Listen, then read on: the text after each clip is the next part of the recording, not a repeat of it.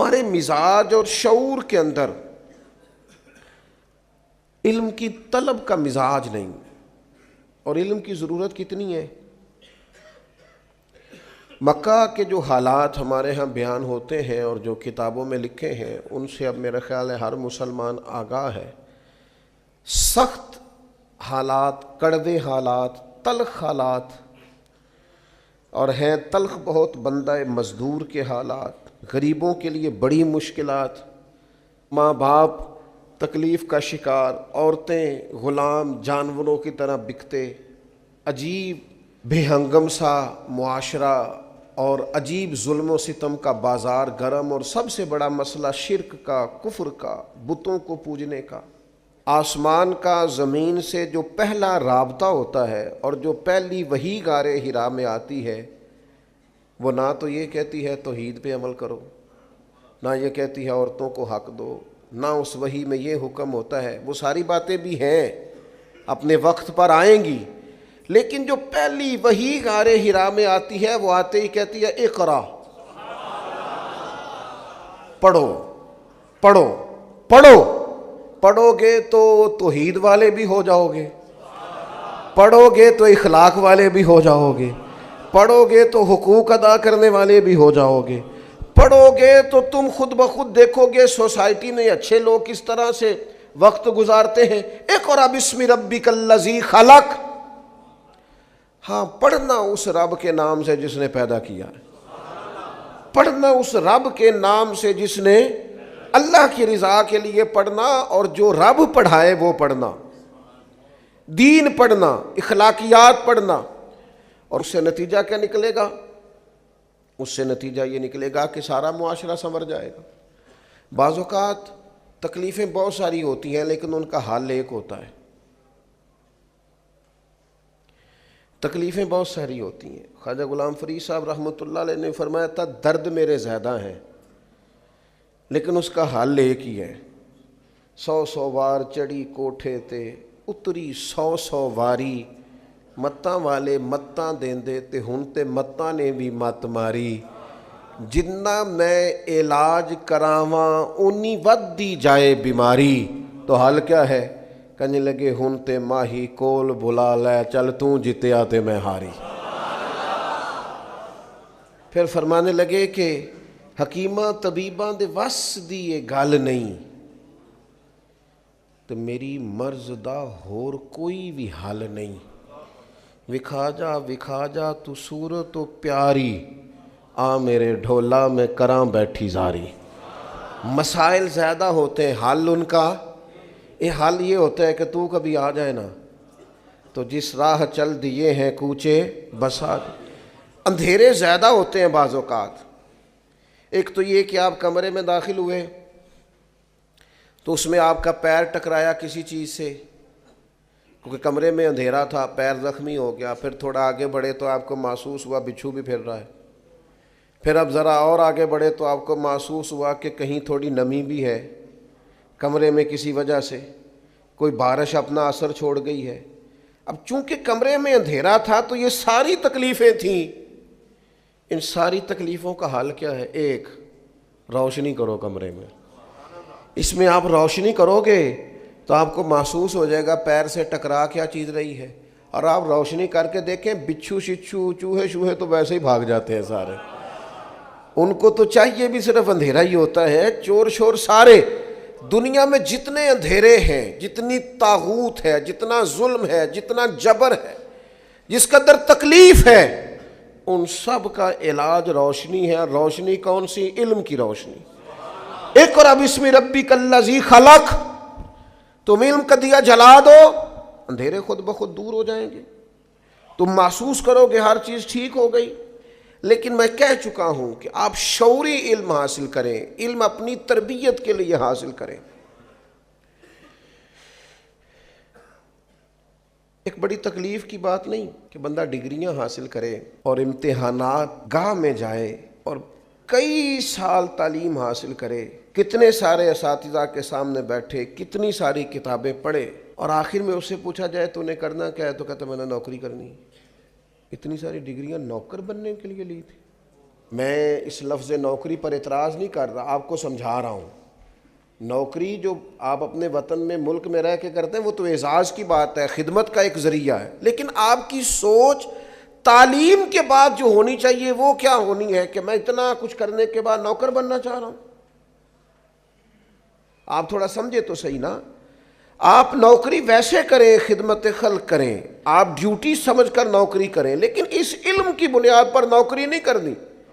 علم تو اس لیے حاصل کرنا ہے کہ مخلوق خدا کی خدمت کرنی ہے، دین کے لیے ڈیوٹی دینی ہے اور اللہ کی رضا تلاش کرنی ہے۔ شعوری علم حاصل کریں، شعوری۔ ہمارے ہاں شعوری علم کا میں نے جو نوکری کرنی ہے، او بھائی نوکری تو کار اچھی بات ہے، لیکن تو ذہن کیا بنا رہا ہے؟ پڑھ لکھ کے تو بندہ نوکر نہیں نہ ہوتا، پڑھ لکھ کے تو وہ بادشاہ ہوتا ہے۔ تعلیم تو بادشاہ، اور میں نے ایسے پڑھے لکھے لوگ دیکھے ان کا آفیسر کم پڑھا لکھا ہے، وہ بظاہر نوکری کر رہے ہیں، لیکن وہ افسر صاحب بلا کے کہتے ہیں پتر ذرا دسویں کی ہے، تو وہ عطا بن ابی ربی، بات یاد آ گئی، عطا بن ابی ربی نابینا تھے، اور ایک ہاتھ بھی ان کا کام نہیں کرتا تھا تو ایک پیر بھی کام نہیں کرتا تھا، آنکھیں بھی کوئی نہیں، ہاتھ بھی کوئی نہیں، لیکن محدث بہت بڑے تھے۔ تو بادشاہ وقت جب ملنے کے لیے گیا نا،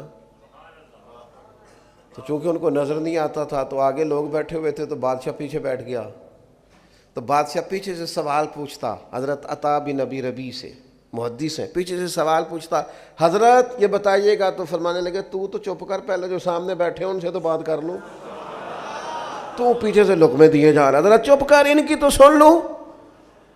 وہ بادشاہ ہے، اگرچہ یہ رعایا ہے، میں جو سمجھانا چاہ رہا ہوں اس کو آپ سمجھیں۔ اس کے 3 بیٹے بھی ساتھ تھے، اس نے پھر کہا حضور ایک مسئلہ پوچھنا تھا، فرمایا تمہیں کہا نا باری کا انتظار کر۔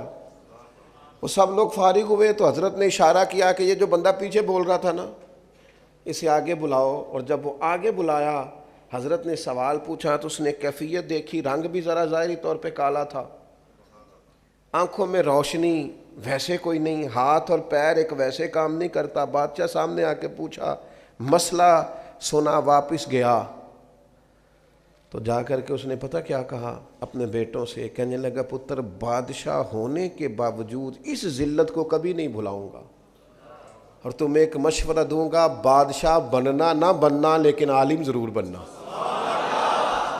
اس لیے کہ بادشاہ ہو کر، آفیسر ہو کر، بڑا ہو کر بھی اگر کسی کے سے آ کے مسئلہ پوچھنا ہے کہ یہ ذرا بتانا، لوگ نکما بچہ لا کے دیتے ہیں، کہتے ہیں جی یہ نہ کام کردا جے تے نہ کدھرے پڑھدا جے، تے اسی تے گاہک بھی نکمے نہیں آنا۔ ہاں جو کام کے ہو جاتے ہیں وہ تو ویسے بھی تھوڑا ادھر ادھر نکل جاتے ہیں، میں صحیح کہہ رہا ہوں، وہ تو بعد میں کہتے ہیں اسی اپنا مدرسہ بنانا ہے، کام کے جو ہو گئے ان کی تو پھر دنیا اور ہوتی ہے۔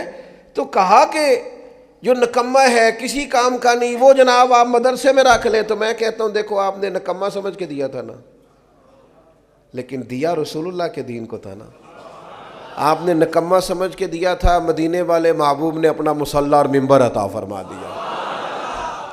سب ہاتھ باندھے کھڑے۔ تو یاد رکھیں کہ علم کو شعوری بنائیں، شعوری، طالب علم بنے، طالب یعنی آپ کا ذوق ہو سیکھنے کا ذوق ہو۔ بزرگ فرماتے ہیں طالب علم کبھی ذوق والا ہو نا تو سیاستہ میں حدیث ہے سوال آدھا علم ہوتا ہے، طالب علم میں ذوق ہو، طالب علم نہ خوش آمدی ہو، نہ دوران طالب علمی، اور طالب علم سے مراد صرف مدرسے کے طالب علم نہیں کہہ رہا، میں اور آپ ہم سارے طالب علم ہیں۔ ہمارا مزاج سیکھنے، ہم نہیں سیکھتے، نہ جلسوں سے سیکھتے ہیں، نہ کتابوں سے سیکھتے ہیں، نہ تقریروں سے سیکھتے ہیں، نہ اپنے بزرگوں سے سیکھتے ہیں، ہم تو اور چکر میں پڑے ہوئے ہیں، سیکھنے کا تو مزاج ہی نہیں۔ آپ آ جائیں تقریر کر دیں تو میں کہتا ہوں یار آپ نے اگر میری تقریر سنی ہوئی ہے تو پھر اگر آپ سمجھتے ہیں اس میں کوئی بات سیکھنے والی تھی تو اس پر عمل کریں۔ یہ کوئی رسم ہے کہ جلسہ کرا لو، تقریر کرا لو، جمعہ پڑھ لو، آ جاؤ چلے جاؤ؟ آپ نے سیکھا کیا ہے، لیا کیا ہے، شعوری زندگی کتنی کو گزاری؟ جو باتیں روز ہوتی ہیں بزرگوں کی طرف سے اگر اس پر بھی آپ ابھی تک اپنے آپ کو ڈھال نہیں سکے تو پھر تو لفظوں کا ہیر پھیر ہی ہے، پھر جملوں کا اتار چڑھاؤ ہی ہے، پھر تو کشید کر کے آپ خوبصورت جملے لا رہے ہیں، پھر اس کا کوئی فیض تو نصیب نہیں ہو رہا۔ تو میرے عزیز، جو سمجھنے کی بات ہے اس پر آپ غور فرمائیں گے کہ جب مزاج، ہمارے استاد فرمایا کرتے تھے طالب علم کی طبیعت ہو سیکھنے کی، وہ تو استاد کو مجبور کر دیتا ہے پڑھانے پر۔ استاد مجبور ہو جاتا ہے کہ انہیں پڑھانا ہے، یار یہ تو بڑا سونا یاد کر کے آتا ہے، بڑا مزہ ہے، یہ تو سوال قائم کرتا ہے۔ نبی پاک علیہ السلام نے حضرت عبداللہ ابن عباس کو دعا دی تھی، اللہ تجھے علم و حکمت عطا کرے، پر یہ دعا پتہ کب دی تھی؟ جب انہوں نے حضور کی خدمت کی، وضو کے لیے پانی رکھا، بخاری میں موجود ہے، نبی پاک کے لیے وضو کا پانی رکھا تو کریم فرمانے لگے کس نے رکھا ہے؟ تو سیدنا بلال کہنے لگے حضور حضرت عبداللہ ابن عباس نے بڑا ہی شوق ظاہر کیا، بڑا شوق کہ میں خدمت کرنا چاہتا ہوں، تو انہوں نے پانی رکھا ہے، تو نبی پاک نے پھر دعا دی، خدمت پر دعا دی، کہا ہے اللہ اسے علم و حکمت عطا فرما۔ حضرت عبداللہ ابن عباس بڑے گھرانے کے آدمی تھے، حضور کے چچا زاد تھے، لیکن اپنے استادوں کے پاس جب جاتے تھے، صحابہ سے احادیث لینے جاتے تھے، حضرت ابی بن کعب رضی اللہ تعالیٰ عنہ، حضرت زید بن ثابت رضی اللہ تعالیٰ عنہ، ان کے گھروں میں جب جاتے تھے نا، میں نے کہا کہ مزاج نہیں ہے ہمارا سیکھنے کا، ہم شعوری طور پر سیکھنا، ہم تو پروٹوکول کی مصیبت میں پھنسے ہوئے ہیں، ہمارا اعزاز ہی بڑا ہے، شان کے ساتھ جینا چاہتے۔ تو اگر کسی جگہ خادم نہیں ہے نا تو یاد رکھنا زندگی میں کبھی تیری خدمت کوئی نہیں کرے گا۔ اگر تو کسی جگہ کا طالب علم نہیں ہے تو یاد رکھنا کبھی استاد نہیں بنے گا۔ اگر کسی جگہ تیرا شملہ جھکتا نہیں ہے تو پھر یاد رکھنا اسے عروج، اپنے بڑوں کے سامنے جو لوگ زانوے تلمس طے کرتے ہیں وہی عروج پاتے ہیں۔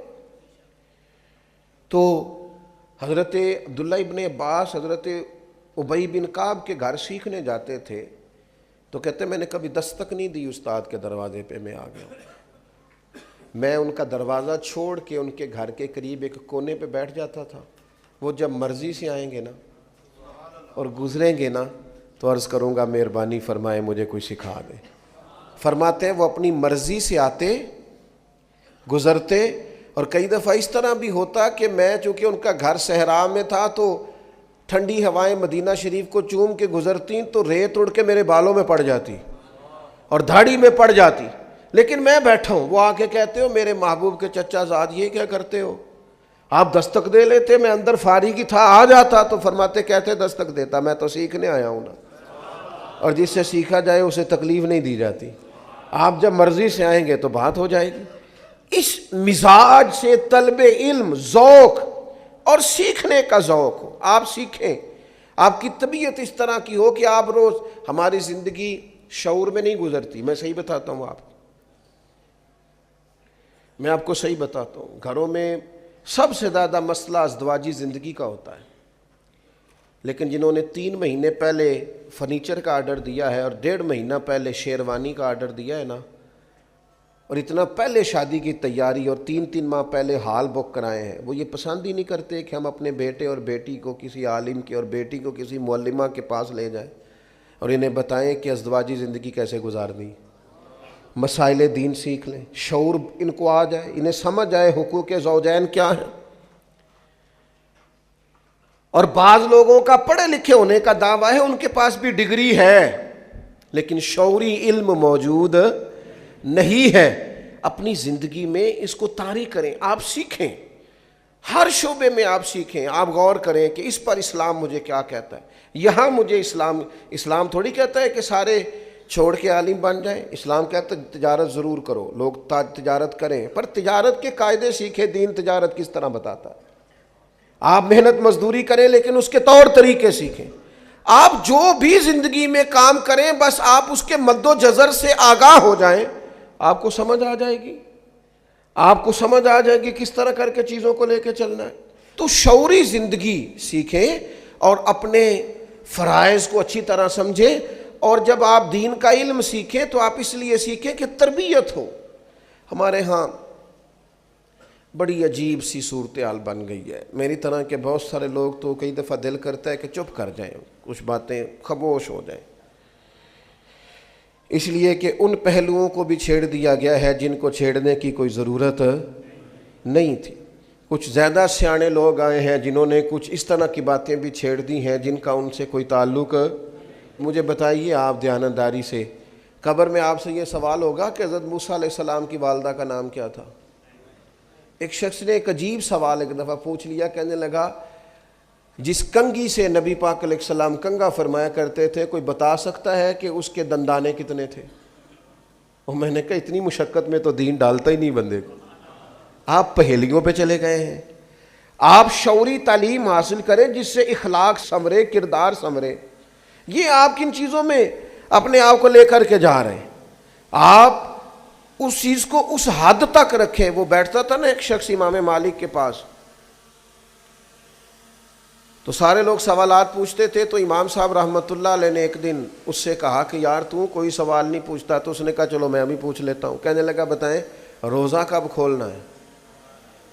تو آپ نے فرمایا جب سورج غروب ہو جائے. تو کہنے لگا اگر ساری رات سورج ہی غروب نہ ہوا تو امام صاحب فرمانے لگے تیرا چپ رہنا ہی بہتر ہے. وہ کون سی رات ہے جو رات بھی ہو جائے اور ساری رات گزر بھی جائے اور اس میں سورج بھی غروب نہ ہو؟ تو چپ ہی رہا کر. اس لیے کہ کچھ لوگ تعلیم نہیں چاہتے، پہیلیاں چاہتے ہیں. جی میں جی 20 مولویوں نے مسئلہ پوچھا، میرا کسی حل نہیں کیتا. کیا وضو کا مسئلہ پوچھا آپ نے؟ غسل کا پوچھا ہے؟ تجارت کا پوچھا ہے؟ حلال حرام کا آپ نے تو پہلی پوچھی ہے بھائی. آپ نے وہاں ایک ایسی بات چھیڑ دی ہے جس کی آپ کو ضرورت ہے. تو میں نے جہاں بات شروع کی تھی میں ابھی بھی وہیں پہ ہوں کہ شعوری علم جو ہمیں سوار دے، جو ہمیں سمجھا دے. اگر تیرے پاس دین کا علم ہے اور تو سمجھتا ہے کہ تو نے دین کا علم شعور کے لیے سیکھا ہے، تو پھر تو نے سیکھ لیا ہوگا کہ رب اس کا راضی ہوتا ہے جس کا باپ راضی ہوتا ہے. پھر تو نے سیکھ لیا ہوگا نا کہ حضور نے فرمایا میں اسے مومن نہیں مانتا جو خود پیٹ بھر کے کھائے اور اس کا پڑوسی بھوکا سو جائے. پھر تو نے یہ شعوری علم سیکھ لیا ہوگا کہ نبی پاک علیہ السلام نے فرمایا ہے کہ تم میں سے بہترین وہ ہے جو اپنے اہل خانہ کے حق میں بہتر ہے. پھر تو تم نے یہ سیکھ لیا ہوگا نبی پاک علیہ السلام کا فرمان کہ قیامت کے دن میرے سب سے زیادہ قریب وہ ہوگا جس کے اخلاق زیادہ اچھے ہوں گے. تو بھئی اگر آپ نے یہ چیزیں سیکھ لی ہیں اور آپ کا ان پر عمل ہے تو پھر اس کا مطلب ہے آپ نے شعوری زندگی گزارنی شروع کر دی ہے. لیکن تقریر آپ سے کہا جائے تو آپ 6 گھنٹے کی بھی کر لیتے ہیں، 9 گھنٹے کی بھی کر لیتے ہیں اور 2 گھنٹے کی بھی کر لیتے ہیں. لیکن اگر آپ کو عمل کی بات پوچھی جائے تو اس میں آپ صفر نکلتے ہیں. تو اس کا مطلب ہے الفاظ تو سیکھے ہیں پر شعوری علم حاصل ہے. نبی پاک علیہ السلام نے فرمایا نکلو، علم کے لیے نکلو. میں ایک اور بات آپ سے عرض کروں، میری زندگی میں چھوٹی سی خواہش تھی کہ کچھ کرنا ہے. اگر اللہ نے کچھ شعور دیا ہے، کچھ ہمت دی ہے تو کچھ کرنا ہے. تو ظاہر ہے ہمارے ملک کے اندر غربت کا ایک بہت بڑا اثر ہے، اس کے بڑے اثرات ہیں اور اس کی وجہ سے لوگ آزمائش میں. تو میں نے شروع میں ارادہ کیا کہ کوئی ایسا ادارہ قائم کیا جائے جس میں نا غرباء کو سہولت ہو. تو خیال آیا کہ کوئی ویلفیئر سوسائٹی قائم کرتے ہیں. یہ میں جنہوں نے قائم کی ہے وہ بڑے مخلص لوگ ہیں، جو یہ لوگ کام کر رہے ہیں اچھا کر رہے ہیں. لیکن میں آپ کو اپنے چھوٹے سے تجربے سے آگاہ کرنے لگا ہوں، چونکہ آپ میرے محبت والے لوگ بیٹھے ہیں. تو میرے ذہن میں اچانک یہ خیال آیا جب میں نے اس کو اچھی طرح پرکھا کہ کبھی ہمارے ملک میں نا یہ ویلفیئر کا کام کرنے والا 1-2 ادارہ تھا. اب وہ ادارے سینکڑوں ہیں، لیکن جس طرح دینے والے بڑھ رہے ہیں اسی طرح لینے والے بھی بڑھ رہے ہیں. آپ جس سڑک پہ لنگر خانہ کھول لیں وہیں لنگر خانہ چل جاتا ہے. مجھے یوں محسوس ہوا کہ ہم نے نا لوگوں کو اس چکر پہ لگا دیا ہے کہ مانگو، اور وہ مانگنے والوں کی تعداد بڑھ گئی ہے. لہذا میں نے سمجھا جو کر رہے ہیں وہی ٹھیک ہے، ہمیں اس میں اضافے کی ضرورت اپنے طور کریں گے جو ہم سے ہو سکے گا، کر رہے ہیں. لیکن باقاعدہ مروج کر کے پھر میرا خیال تھا کہ کوئی یتیم خانہ اس طرح کا کوئی ادارہ اگر ہو جائے. تو وہ میں نے وہاں بھی کچھ شعوری وزٹ کیے تو میری سمجھ میں یہ آیا کہ ان بچوں کا ذہن بنا ہوتا ہے کہ ہم یتیم خانے میں رہتے ہیں اور ہمیں امداد کے پیسے ہی آئیں گے، کوئی کپڑے دے کے جائے گا تو پہنیں گے. ایک شعوری طور پر وہ طے کر چکے ہوتے ہیں. اس کے بعد بھی چند ایک لوگ نکلے جنہوں نے بڑے کارنامے سر انجام دیے، لیکن وہ لوگ اس کے بعد بھی پختہ نہیں ہو پاتے، خیال ایک بن جاتا ہے۔ اور پھر جو لوگ وزٹ کراتے ہیں نا یا یتیم خانوں کا، وہ بھی ہر روز تو 4 بندے لے کے آتے ہیں، اور ان بچوں نے انٹرویو بھی دینا ہوتا ہے کہ ہمیں کھانا بڑا اچھا ملتا ہے، پیار بڑا کیا جاتا ہے، تو بیچارے ویسے بھی بعض بچوں کو دیکھ کے تو تکلیف ہوتی ہے کہ یہ تو مشین بن گئے بیچارے، روبوٹ کی طرح بول رہے ہیں۔ اب کرنا کیا ہے ملک میں؟ اگر کوئی توفیق ہے تو کوئی خیر کا کام تو کرنا ہے نا۔ حل کیا ہے؟ 2 ہی حل ہیں جو شروع سے ہمارے بزرگوں کا طریقہ ہے۔ ایک یہ کہ تعلیم بالغاں کا بندوبست کیا جائے۔ تعلیم بالغاں کو طریقت اور شریعت کی زبان میں خانقاہ کہتے ہیں، جہاں بڑے لوگوں کے لیے تعلیم و تربیت کا بندوبست ہو، جو مستقل نہیں رہ سکتے، کبھی مہینے میں 1 دفعہ آئیں گے، کبھی ہفتے میں 1 دفعہ آئیں گے، کبھی، اس کو ہمارے بزرگ کہتے تھے خانقاہ ہے۔ ہم نے کیا کیا ہے؟ ہم نے مزارات پروموٹ کیے ہیں، اور پھر ان پر بھی اللہ تعالیٰ معاف کرے، الا ماشاءاللہ سب جگہ نہیں، لیکن جو کچھ ہوتا ہے وہ بھی کسی سے مخفی نہیں ہے۔ خانقاہ کیا تھی؟ کہ آپ لوگوں کی تربیت کریں۔ یہ تعلیم بالغاں کے لیے، اور جو بچے چھوٹے ہیں ان کے لیے کیا کیا جائے؟ اگر آپ نے کچھ کرنا ہے تو ان کے لیے تعلیمی ادارے قائم کرو۔ آپ مدرسہ بناؤ، اسکول بناؤ، کالج بناؤ، یونیورسٹی بناؤ۔ ہمارے ملک کی جو میں سمجھا ہوں سب سے بڑی ضرورت تعلیم ہے۔ آپ ان کو تعلیم دیں تاکہ اس بچے کا یہ مزاج، آپ مدرسے میں جتنے مرضی غریب گھر کے بچے کو داخل کر لیں، وہ کبھی نہیں سمجھے گا میں کسی ایسے ادارے میں آیا ہوا ہوں جہاں مجھے خیرات کا پیسہ ملتا ہے۔ وہ سمجھتا ہے میں تعلیم حاصل کرنے آیا ہوں۔ شعوری زندگی گزارو۔ اگر آپ کو دین پڑھنے کے باوجود بھی یہ سمجھ نہیں آئی کہ حلال کیا ہے، حرام کیا ہے، اگر مکمل دین کے علوم کے بعد بھی حلال حرام کی تمیز تک ہی آپ نہیں پہنچے، تو پھر کتابیں بند کر دیں، پھر آپ یہ دعویٰ چھوڑ دیں کہ آپ کا مزاج علمی ہے۔ اس لیے کہ حلال حرام کی تمیز تو رب کریم نے انسان کی فطرت میں پیدا کر دی، فطرت میں پیدا کر دی۔ جو بچہ بالکل چھوٹا ہوتا ہے نا، ماں کے سینے سے دودھ لیتا ہے، اسے بھی کسی اور ماں کے قریب کیا جائے نا، اگرچہ اس کی ماں کی عمر کی ہو، تو اس عمر میں بھی کہتا ہے میں نے یہاں سے دودھ نہیں پینا، اس لیے کہ یہ میری ماں، بہت مجبور کر کے، قائل کر کے کسی کو عادی کیا جائے تو عادی کیا جائے، ورنہ بچے پینے کو تیار۔ تو شعوری علم دین کا حاصل کریں جو آپ کو سمجھائے۔ قرآن مجید نے کہا انما یخشی اللہ من عبادہ العلماء، فرمایا اللہ کے بندوں میں سے جو عالم ہیں وہ اللہ سے ڈرتے ہیں۔ علم کیا کرتا ہے؟ خشیت پیدا کرتا ہے۔ اسی لیے حضرت سیدنا عبداللہ ابن مسعود رضی اللہ تعالیٰ عنہ ارشاد فرمایا کرتے تھے کہ علم کوئی زیادہ باتیں کرنے کا نام تو نہیں، علم کثرت روایات کا نام تو نہیں، علم تو خوف خدا کا نام ہے۔ تیرے اندر کتنا کو ہے پتہ چل جائے گا تو کتنا عالم ہے۔ اور پھر حضرت عبداللہ ابن عباس رضی اللہ تعالیٰ عنہ اسی مقام پر خوب ارشاد فرماتے ہیں عالم تو وہ ہے جو اللہ کے حلال کو حلال جانے اور حرام کو حرام جانے، اور فرماتے ہیں عالم تو وہ ہے کہ جسے شعور حاصل ہو جائے کہ اللہ وحدہ لا شریک ہے، اس کے علاوہ کسی کی عبادت کرنا جائز نہیں ہے، اور فرماتے ہیں عالم تو وہ ہے کہ جو اس بات کا یقین کر لے کہ قیامت قائم ہوگی، حساب دینا پڑے گا، محاسبہ ہوگا، وہ عالم۔ اور نبی پاک علیہ السلام نے فرمایا علم کے رستے پہ نکل جانا، تعلیم علم کے لیے جد و جہد کرنا۔ حضور فرمانے لگے تم دین کے علم کے لیے نکل جانا، جب تک تم لوٹ کے نہیں آؤ گے تم اللہ کے رستے میں ہو۔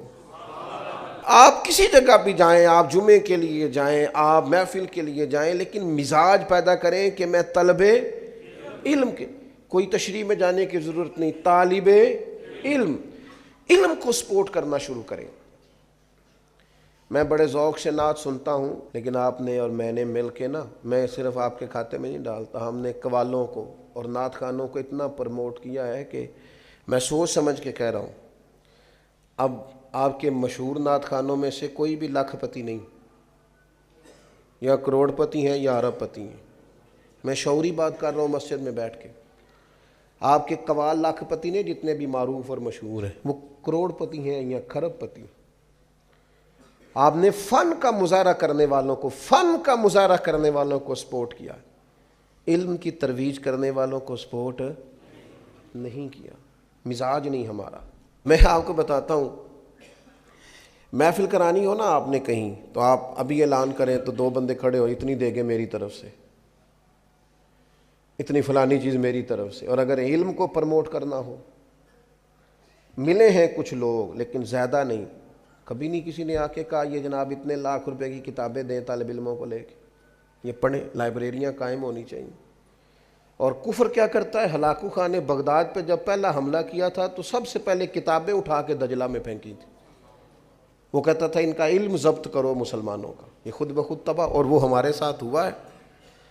جاہلوں کو پروموٹ کیا ہم نے. عالم آپ تقریر کے لیے بلائیں گے تو اس نے تو اگلی محفل پہ نئی تقریر بھی تیار کرنی ہے, تو نعت خان نے تو کوئی نہیں کرنی, اس کے پاس تو پوری 6 نعتیں تیار ہیں, ہر محفل میں وہی پڑھنی.